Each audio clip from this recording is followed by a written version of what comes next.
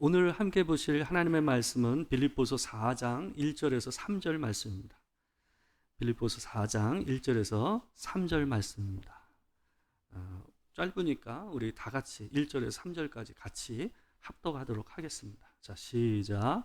그러므로 나의 사랑하고 사모하는 형제들, 나의 기쁨이요 면류관인 사랑하는 자들아, 이와 같이 주 안에 서라. 내가 유오디아를 권하고 순두개를 권하노니 주 안에서 같은 마음을 품으라. 또 참으로 나와 멍에를 같이 한 내게 구하노니 복음에 나와 함께 힘쓰던 저 여인들을 돕고 또한 글레멘드와 그 외에 나의 동역자들을 도우라. 그 이름들이 생명책에 있느니라. 아멘. 오늘은 빌립보서 강의 12번째로 주 안에서 같은 마음을 품으라 라는 제목으로 하나님의 말씀을 전하도록 하겠습니다. 미국에 있는 큰 교회 중에서 미국을 대표하는 교회 중에 하나가 윌로우 크릭 처치라는 교회입니다. 아마 들어보신 적이 있으실 거예요. 이 윌로우 크릭 처치에서 청소년 사역으로 아주 유명했던 목사님이 있는데요. 그 사람이 바로 보 보버스라는 사람입니다. 근데 이분이 자기가 쓴 청소년 사역과 관계된 책에서 무슨 말을 했냐면, 우리가 죽어서 주님 앞에 서게 되면 들어야 할 질문이 두 가지 있을 것이다 라고 이 사람이 얘기했어요. 그러면서 첫 번째 질문은 너희가 사명을 다했느냐 라는 질문이고, 두 번째 질문은 다른 사람들과 하나님의 사람들과 함께 동역을 했느냐라는 질문이라고 얘기합니다. 그러니까 이 사람은 여기서 얘기하고자 하는 것은 우리가 이 땅에서 하나님께서 주신 사명을 이루는 것만큼 함께 동일한 가치와 중요성을 가지고 있는 게 뭐냐 하면, 하나님의 교회 안에서 하나님의 사람들과 동역하며 협력하여 하나님의 일을 함께 하는 일, 이 일을 같은 동일한 가치에서 성경이 얘기하고 있다는 것을 강조해서 이렇게 얘기하는 것입니다. 이전에 사역을 할 때 보게 되면 어떤 경우를 종종 봤냐면, 목자 가운데서 자기가 섬기고 있는 목장을 너무나도 헌신적으로 잘 섬기는 목자가 있었어요. 근데 이분이 이상하게 자기가 섬기는 그 목장 안에 있는 목원들을 섬기는 데는 과연 저렇게까지 할 수 있을까 할 정도로 잘 섬기는데, 이상하게 다른 목자들과 함께 하고 또 교구 목회자와 함께 호흡을 맞추는 데서는 항상 트러블이 일어나는 사람들이 있었습니다. 참 묘했어요. 자기가 맡고 있는 그 리더십이 있는 그 영역에서는 너무 성실하고 좋은 사람인데, 이상하게 함께 이 호흡을 해야 되는 사람들과 아니면 함께 그 일에 대해서 주도를 해야 될 리더십을 갖다가 존중하는 부분에서는 굉장히 떨어지는 사람들, 그런 사람들을 저는 종종 봤어요. 그런 분들한테 동역과 협력의 의미를 설명하는 게 참 쉽지가 않았습니다. 밖에서 오는 어려움보다 더 어려운 게 뭐냐면요, 내부적으로 있는 균열입니다. 오늘 본문에서 이 사도 바울은 빌립보 교회 안에 있었던 생겨난 이 갈등, 균열의 문제에 대해서 다루고 있습니다. 빌립보 교회는 다른 교회들하고 이 생겨난 이 설립되게 된 그 과정이 조금 독특했습니다. 보통 사도 바울은 이 선교팀하고 어디를 가서 선교를 하게 되면 제일 먼저 찾은 것이 어디였냐면 회당이었습니다. 그러니까 유대인들이 중심이 돼서 만들어졌던 그 회당에 먼저 가서 거기서 복음을 전하고, 거기서 예수를 믿고 받아들이는, 복음을 받아들이는 사람들이 기초가 돼서 그 지역의 교회로 설립되는 과정들이 일반적인 예였습니다.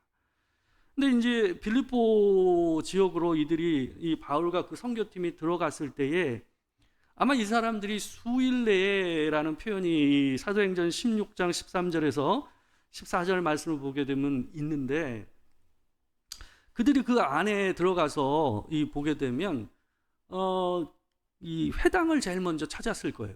근데 회당이 없었던 거예요.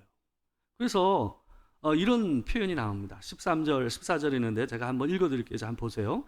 안식일에 우리가 기도할 곳이 있을까 하여 문 밖 강가에 나가 거기 앉아서 모인 여자들에게 말하는데, 두아디라시에 있는 자색 옷감 장사로서 하나님을 섬기는 루디아라는 한 여자가 말을 듣고 있을 때에 주께서 그의 마음을 열어 바울의 말을 따르게 하신지라, 이렇게 되어 있어요.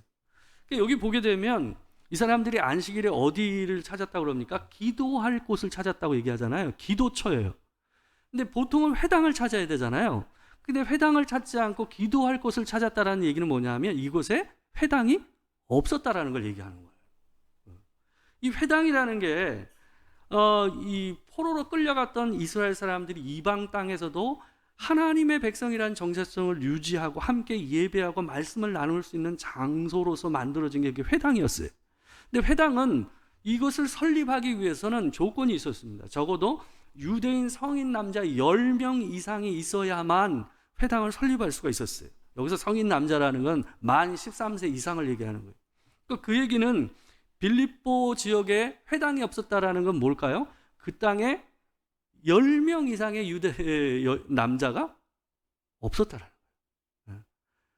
그럼 10명도 안 되는 남자들이 그곳에 있었기 때문에 기도처로 모일 수밖에 없었어요. 그러니까 아까 보게 되면 거기도 모여있는 문밖 강가에 모여있다라는 사람들도 뭐라고 표현되어 있습니까? 여자들, 모인 여자들이라고 되어 있잖아요.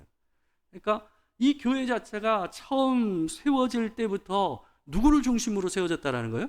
유대 여인들을 중심으로 해서 그들의 리더십에 의해서 교회가 설립되는 아주 특별한 교회가 바로 빌립보 교회였던 겁니다. 그러다 보니 이 여인들이 바로 이 교회의 시발점이 돼서 교회가 든든히 서게 되는 모양새를 그리게 됐던 거예요. 근데 그들 안에 바로 오늘 갈등의 두 주인공이었던 유오디아와 순두계라는 사람이 있었던 겁니다. 그래서 오늘 본문 3절을 보게 되면 어떤 얘기를 하냐면 사도 바울이 이렇게 얘기합니다. 또 참으로 나와 멍에를 같이 한 내게 구하노니 복음에 나와 함께 힘쓰던 저 여인들을 돕고, 저 여인들은 누구냐면 2절에 얘기되고 있는 유오디아와 순두계 이 두 여자를 얘기하는 거예요. 그러니까 이 사람들이 처음에 사도 바울이 이 빌립보에 방문해서 교회를 세우고 처음에 복음을 전해서 얻은 사람 중에 이들이 있었다는 걸 얘기하는 거예요. 그리고 빌립보 교회의 초대 개척 멤버가 이들이었다는 거죠.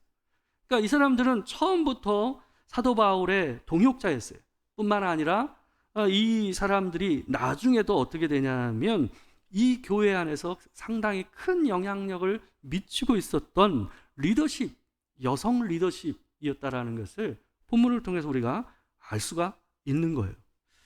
오늘 본문에서 정확하게 남자로 언급되는 건 글레멘드라는 사람 말고는 남자로 되어 있지가 않아요. 그러니까 나머지는 상당히 다 여성들에게 이 관계에 대해서 이 갈등의 문제를 얘기하고 있는 겁니다.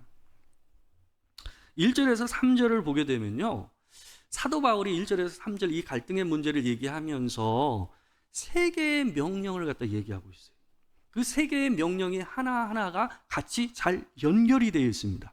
첫 번째 명령을 보게 되면요, 4장 1절을 보게 되면 이렇게 명령하고 있습니다. 그러므로 나의 사랑하고 사모하는 형제들, 나의 기쁨이요 면류관인 사랑하는 자들아, 이와 같이 주 안에 서라라고 있어요. 그러니까 주 안에 서라, 이와 같이 주 안에 서라라는 게 첫 번째 명령이에요.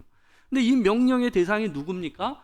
여기 보게 되면 나의 사랑하고 사모하는 형제들, 나의 기쁨이요 면류관인 사랑하는 자들아 라고 되어 있어요. 이거는 형제들이라는 표현을 쓰고 있지만 이거는 누구를 얘기하는 거예요? 빌립보 교회 전체 성도들을 전부 포괄해서 쓰고 있는 거예요. 그러니까 모든 성도들을 향해서 이와 같이 주 안에 서라라고 얘기하고 있는 거예요. 그러므로라는 말과 이와 같이라는 말로 되어 있는 거 봐서는 이 말 자체가 뭘 의미하고 있냐면 앞에서 우리가 봐왔던 사도 바울이 얘기하는 경주, 달리기 얘기 계속 했잖아요. 그죠? 그것과 연결돼서 얘기하고 있는 거예요. 이와 같이 서라는 게 뭐하고 관계되는 거예요? 바로 거짓 교훈과 그릇된 종교적 열심에서가 아니라 예수 그리스도의 죽으심과 부활을 따라서 걸어가는, 달려가는, 그분을 본받아서 달려가는 인생의 다름질, 그와 같이 그 다름질 안에서 굳게 서라라고 얘기하고 있는 거예요. 여기에 나오는 서라라는 말은요, 군대의 용어입니다. 우리가 1장 얘기할 때 썼던 표현 중에 그런 표현 동일한 게 있었어요. 제가 뭘 말씀드렸냐면 그 방패 말씀드렸죠. 방패를 갖다가 같이 스크럼을 짜고 이렇게 딱 방어하는 자세를 제가 예전에 사진을 보여주면서 여러분들에게 말씀드린 적이 있어요. 여기서 서라는 것은 바로 이들이 방패를 서로 연결해서 따닥따닥 붙어서 스크럼을 짜고 적군을 막아서는 모습을 갖다 얘기하는 표현이 바로 이 서라라는 이 단어의 의미입니다. 우리가 모든 성도들이 같은 소망과 그리스도 안에서 같은 소망과 같은 믿음을 붙잡고 밖으로부터 오는 이 시험과 거짓 교훈들과 여러 가지 문제들을 이겨나가는 모습을 주 안에서 서라라는 말로 쓰고 있는 거예요. 근데 여러분, 우리가 주 안에서 같이 스크럼을 짜서 바짝 하나가 돼서 이 밖에서 오는 이 요인들을 막기 위해서는 선제되어야 되는 게 있었어요. 그게 바로 두 번째 명령입니다. 2절에 나오는 명령입니다. 이게 안 되면 앞에 있는 명령이 의미가 없어져요. 2절입니다. 내가 유오디아를 권하고 순두개를 권하노니 주 안에서 같은 마음을 품으라. 주 안에서 같은 마음을 품지 않으면 어때요? 주 안에서 함께 서는 일을 할 수가 없어요. 바깥으로 오는 시험과 거짓 교훈들과 잘못된 것들로부터 교회를 방어하고 든든히 서는 일을 하기 위해서는 내부적으로 뭐 해야 되는 거예요? 같은 마음을 품는 일이 없어서는 그 일을 할 수 없는 거예요. 그러니까 두 번째 명령이 첫 번째 명령이 두 번째 명령에 선제되어야만 이게 가능한 문제라는 거죠. 그래서 근데 여기서 얘기되는 주 안에서 한 마음을 품는다라는 말이 우리가 모든 부분에서 같은 생각을 하는 것을 의미하는 건 아니에요. 성령께서는 또 성경에서도 보게 되면 하나님이 우리를 인도하실 때 우리가 가지고 있는 성품, 기질, 이런 다양한 독특성, 장점, 단점을 갖다가 다 그냥 무시하고 하나 되는 것을 이끌어 가시지 않으세요. 하나님은 각 인격의 독특함과 그들의 장단점을 함께 어우러지게 해서 교회를 하나 되게 만들어 가시는 일들을 해오셨어요. 우리가 정치적인 입장, 또 경제를 바라보는 관점, 사회적인 문제를 보면서 보이는 생각의 차이들, 이런 모든 것들을 하나로 만드는 게 여기서 얘기하는 같은 마음을 품으라라는 말의 의미가 아니라라는 거예요. 우리는 다 달라요. 장점도 단점도 특징도 다른 게 우리란 말이에요. 근데 여기서 우리가 한 마음을 품으라는 말에 앞서서 그 앞에 있는 말에 방점을 찍어야 돼요. 우리가 한 마음을 품고 교회 안에서 하나가 될 수 있는 것은 앞에 있는 표현 때문에 그래요. 뭐예요? 한 마음을 품으라 앞에 뭐라고 써져 있어요? 주 안에서. 주 안에서. 이게 무슨 의미인가? 잘 들으세요. 우리는 다 다양한 성향과 성격을 가지고 있고 특징을 가지고 있는 사람들입니다. 근데 교회 안에 있는 성도들 안에서 한 가지 동일한 게 단 하나가 있어요. 그게 뭐예요? 우리의 주인이 한 분이시라는 거예요. 온 교회에 있는 성도들과 이 교회의 주인이 한 분이라는 것이 우리를 하나 되게 하는 거라는 거예요. 한 집 안에 종이 여럿이 있어요. 그 종들이 장단이 다르고 성격도 다르고 특징도 달라요. 잘하는 것도 다르고 못하는 것도 다르단 말이에요. 그럼에도 불구하고 한 명의 주인이 그 종들에게 내리는 명령에 따라서 종들은 어때요? 힘을 모아야 돼요. 일사불란하게 그 일을 이루어내야만 하는 거예요. 그걸 얘기하는 거예요. 교회 안에서 우리를 하나 되게 하는 것은 바로 우리가 한 주인의 명령을 받아 살아가고 있다라는 거예요. 우리가 생각이 다르다 할지라도 그것이 주인이 우리에게 하시는 명령이 명확하며 그 명령에 따라서 우리가 어떻게 해야 된다는 거예요? 같은 마음을 품고 서로 도와서 그 일을 이루는 일을 해야 한다는 것을 주 안에서 한 마음을 품으라, 같은 마음을 품으라는 말의 의미인 거예요. 지난 주일에 우리가 이제 사도행전 16장 말씀을 같이 읽고 그에 대해서 나눴잖아요. 근데 나중에 끝날 무렵에 제가 이제 남자들이 있는 방으로 들어갔는데 남자분들 중에서 한 분이 저한테 그런 질문을 하셨어요. 사도 바울하고 바나바가 뭐 때문에 싸워서 이렇게까지 헤어졌냐는 거예요. 그러니까 그 이유를 몰라서 얘기하지는 않으셨겠죠. 마가 요한의 이 문제로 인해서 헤어졌잖아요. 바나바의 생질이었죠. 마가 요한이. 그죠? 근데 이 마가가 1차 선교 여행 때 말도 안 하고 그냥 가버렸어요. 중도 하차하고 가버린 거예요. 그러니까 힘들었던 것 같아요. 그러니까 젊고 어리다 보니까 이 문제를 견디지 못하고 돌아갔죠. 근데 그 문제로 인해서 바나바는 한 번 더 기회를 줘서 함께 데리고 가야 된다라는 입장이었고, 바울은 그것을 반대했어요. 그런 친구는 반복할 것이다, 뭐 이런 입장이었던 것 같아요. 그러다 보니까 싸움이 나서 결국 바울과 바나바 그 끈끈한 동역자가 깨어지는 일이 일어났단 말이에요. 근데 여러분, 사도행전을 보게 되면요, 초대교회 당시에 사도들 안에서와 또한 이 유대 교회, 아주 정통 유대교의 배경을 가지고 있었던 그리스도인과 헬라파적인 그리스도인들 사이에서의 갈등이 비일비재했고, 계속해서 그 갈등과 어려움을 겪으면서 통과해서 교회가 하나 되어져 갔다라는 걸 우리가 쉽게 볼 수가 있습니다. 우리가 계속해서 봤잖아요. 근데 결정적인 순간에 이 갈등과 싸움 가운데서도 이 위기를 하나 되어져서 넘어갈 수 있었던 이유가 한 가지였어요. 우리가 사도행전 15장을 보게 되면 어떤 장면이 나오게 되냐면, 이 예루살렘 교회 안에서 바리새파적인 정통 유대교 율법을 강조하는 바리새파적인 성향이 강했던 그리스도인들 가운데서 몇 사람이 나가서 어떤 일을 했냐면, 바울과 바나바가 복음을 전할 때 이방 지역에 돌아다니면서 뭘 했냐면 할례를 받아야 구원을 받는다라는 얘기를 갖다 했던 거예요. 그 문제 때문에 논쟁이 일어나고, 그래서 바울과 바나바가 결국 그 문제를 가지고 예루살렘 교회에 공의회를 열어서 그 문제에 대해서 사도들이 결정을 내려주길 갖다 바라는 장면이 바로 사도행전 15장에 있어요. 근데 그때에 보게 되면 베드로와 야고보가 그 당시 예루살렘 교회 두 기둥이었거든요.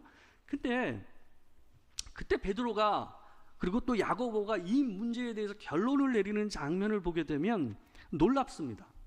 뭐냐 하면 이 문제가 이방인과 관계되어 있고, 또한 그들의 입장에서는 좀 아웃사이더에 해당되는 바울과 관계된 그런 문제였단 말이에요.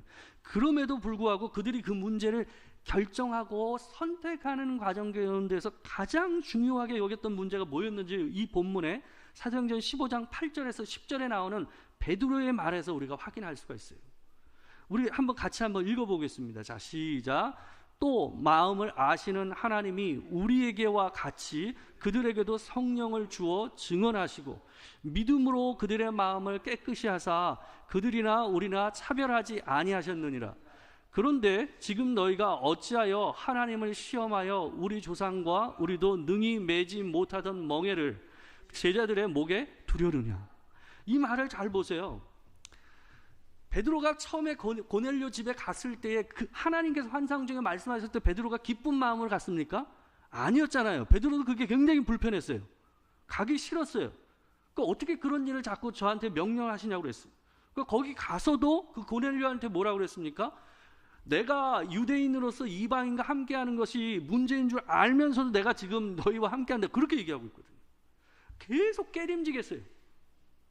근데 그 과정 가운데 그들에게도 동일하게 성령이 임하시고, 자기에게 허락하셨던 성령이 동일하게 임하신 것을 뭐로 그들은 받아들였어요? 하나님의 증언으로 받아들였어요. 그리고 이제 하나님께서 이방인과 유대인을 차별하지 아니하시고 동일하게 구원을 베푸시는구나 라는 것을 그들은 뭐 한 거예요? 인정한 거예요. 성령의 역사를 통해서. 이게 바로 앞에 나온 우리가 봤던 뭐예요? 주 안에서 같은 마음을 품으라의 의미인 거예요. 엄청난 갈등과 많은 다양하고 새로운 문제들을 교회가 받아들여야만 했어요. 초대교회가. 굉장히 힘든 일이었습니다. 이방인을 받아들이고 그들과 우리가 한 형제라는 걸 받아들이는 게 굉장히 어려운 문제였어요. 근데 그들이 순간적으로 확 받아들일 수 있었던 건 뭐였어요? 그들이 자기가 한 주, 바로 주 안에서 내가 종이라는 걸 인정했기 때문에, 하나님께서 증언하시고 하나님께서 그렇게 하셨기 때문에 자기는 뭐예요? 받아들인 거예요. 그게 매우 중요한 겁니다. 사도행전 16장 10절에서도 사도 바울이 2차 선교행을 할 때도 동일한 모습을 우리가 볼 수가 있어요. 이때도 보게 되면 그들은 원래 계획이 있었습니다. 아시아에서 그 위쪽으로 해서 복음을 전하기 위해서 움직이길 원했거든요. 근데 우리가 알다시피 마게도냐 사람이 그들을 향해서 오라고 얘기하는, 우리를 오라고는 그 환상을 보잖아요. 근데 다른 선교팀은 못 봤어요. 근데 바울만 그 환상을 봤단 말이에요. 근데 그때 나오는 표현을 보시면 아주 중요한 표현이 나와요. 우리 사도행전 16장 10절이 있는데 같이 한번 읽겠습니다. 자, 시작. 바울이 그 환상을 보았을 때 우리가 곧 마게도냐로 떠나기를 힘쓰니 이는 하나님이 저 사람들에게 복음을 전하라고 우리를 부르신 줄을 인정함이로라. 보세요. 바울이 환상을 봤어요. 그렇지만 그들은 어때요? 우리가, 그러면서 이는 하나님이 저 사람들에게 복음을 전하라고 우리를 부르신 줄로 뭐 했다? 인정함이로라. 바울이 그들의 리더십이어서 바울의 말을 들은 것이 아니에요. 뭐예요? 바울이 전해준 그 환상의 계시를 뭐로 받아들인 거예요? 하나님의 부르심으로 그들은 인정했다라는 거예요. 그러니까 그들에게는 그 순간중간의 상황마다 가장 동역에 있어서 그들의 뜻을 모아서 함께 움직일 수 있는 한 마음으로 하나님의 일을 할 수 있는 동력원이 뭐였어요? 주 안에서 였어요. 그분의 메시지였어요. 그분이 우리에게 얘기하시면 그것을 그분이 얘기했다 하면 누가 얘기하든 그 메시지를 뭐 하는 거예요? 동의하고 그게 확인이 되면 가고 동역하는 거였어요. 그게 초대교회 당시에 이 교회가 흔들리지 않고 많은 어려움 중에서도 하나가 돼서 나아갈 수 있었던 가장 중요한 동력원이자 힘이었다라는 거예요. 그래서 이런 과정 가운데서 바로 마지막 이 사도 바울이 이 갈등하고 있는 이 빌립보 교회 성도들과 또한 이 지도자들을 향해서 명령하는 마지막 명령을 하게 되는 거예요. 3절 명령을 제가 한번 읽어드릴게요. 보십시오. 또 참으로 나와 멍에를 같이 한 내게 구하노니 복음에 나와 함께 힘쓰던 저 여인들을 돕고 또한 클레멘드와 그 외에 나의 동역자들을 도우라. 그 이름들이 생명책에 있느니라. 쉽게 얘기하면 마지막 명령은 뭐예요? 도우라라는 거예요. 도우라. 우리 사람이요, 제가 보면 사람들이 어떠냐 하면 자기가 이끄는 자의 입장에 있을 때의 태도와 자기가 팔로워의 이끌림을 받아서 돕는 자로 있을 때의 자기의 태도가 다른 사람들이 있어요. 그거 굉장히 중요한 겁니다. 자기가 이끌 때는 누구보다 주도적이고 열심을 내는데 이상하게 누군가가 이끌면 그 일에 대해서 소극적인 사람들이 있어요. 근데 성령의 사람, 하나님의 사람은 그러지 않아요. 그게 굉장히 중요한 거예요. 하나님께서 그 사람을 통해서 이 교회를 이끌고자 하면 그 일에 대해서 어떻게 되는 거예요? 그 사람이 어떤 사람이든 그 사람이 능력이 어땠건 하나님께서 그 사람을 세워서 이 교회의 장로로, 권사로, 또한 목자로 세우셨으면 어떻게 해야 되는 거예요? 순종하고 그들과 더불어 뜻을 모아서 하나님의 일을 돕는 자로 서야 되는 거예요. 그 얘기를 사도 바울이 얘기하고 있는 거예요. 여기에 나오는 이 본문에 보게 되면요, 이 도우라라고 얘기하는 대상, 이 명령을 주고 있는 대상이 모호합니다. 보게 되면 3절에 뭐라고 되어 있냐면 나와 멍에를 같이 한 내게 구하노니라고 되어 있어요. 근데 여기에 보게 되면 정확하게 이 사람이 누군지를 얘기를 안 해요. 그래서 여기에 대해서 좀 논란이 있습니다. 세 가지 경우가 있어요. 대개 선교팀 중에 한 명이었을 가능성이 높다라고 얘기하는 사람들도 있고요. 두 번째는 이 빌립보 교회에 있었던 또 다른 리더 중에 한 사람을 향해서 이 말을 하고 있는 거다라고 얘기하는 사람이 있고요. 마지막으로 제가 봤을 땐 가장 합리적이고 바른 해석이라고 생각되는데, 마지막은 뭐냐 하면 빌립보 교회 전체를 인칭 대명사 너라는 이 2인칭 대명사, 단수 대명사를 통해서 전체를 받아서 표현하고 있다라는 해석이 있어요. 제가 봤을 때 그게 가장 적절하다고 생각해요. 왜 그러냐 하면 그들 안에 있는 한 리더십이었다고 한다면 왜 다른 사람이 이름은 얘기하는데 그 사람 이름을 얘기 안 하냔 말이에요. 제가 봤을 때는 지금 내게, 나와 멍에를 같이 한 내게라고 얘기하는 것은 빌립보 교회 모든 성도들을 얘기하는 거예요. 그건 뭡니까? 모든 성도가 하나님께서 세우신 자, 하나님의 뜻을 맡긴 그 사람을 위하여 뭐 해야 되는 거예요? 이들이 부딪히고 갈등하고 있지만 돕는 자로서 모두가 힘을 합쳐서 이 일을 극복해 나가라 라고 얘기를 하고 있는 겁니다. 우리가 한 주인을 섬기고 또 그 주인의 이끄심을 따라 이 교회를 섬기고 함께 하나의 부르심 안에 있습니다. 그렇다고 한다면 우리가 면밀히 보고 그것이 하나님의 말씀이요 분명한 하나님의 뜻이라고 한다면 모두가 어때야 돼요? 그 일에 때로는 어떤 사람이 이끄는 사람이 돼야 되고 때로는 어떤 사람이 어때요? 돕는 자가 돼야 돼요. 누가 이끄느냐는 중요한 게 아니에요. 하나님께서 세우셔서 이끌게 하시면 그걸 인정하고 모두가 마음을 하나로 해서 교회를 같은 마음으로 함께 나아가는 일이 있어야만 가능한 거예요. 오늘 세 가지 명령을 따라서 같은 마음을 품으라라고 얘기하고 있습니다. 사도 바울이 뭐예요? 주 안에 서라. 그리고 주 안에서 같은 마음을 품으라. 그 다음에 도우라. 하나님 안에서 공동체 안에서 일어날 수 있는 다양한 갈등과 어려움이 있지만 그 모든 갈등과 어려움 중에서도 사도들과 초대교회의 하나님의 백성들, 성도들처럼 어때요? 그것이 주 안에서 한 주인이 우리에게 명령하신 거라고 하면 그들 안에서 차이점들을 극복하고 뭐 해야 돼요? 인정하고 하나가 돼서 하나님의 일을 이루어야 합니다. 도와야 합니다. 그런 자세로 하나님 앞에서 교회를 섬기시는 여러분과 제가 되길 주의 이름으로 축원합니다.